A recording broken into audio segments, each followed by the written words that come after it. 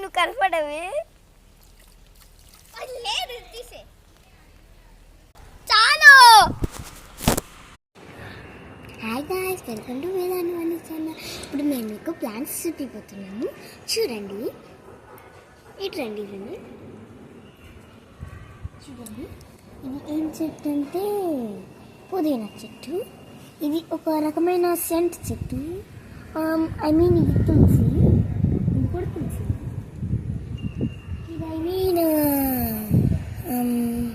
ఇది high cracker. ఇది next ఇది ఉల్లిబందు.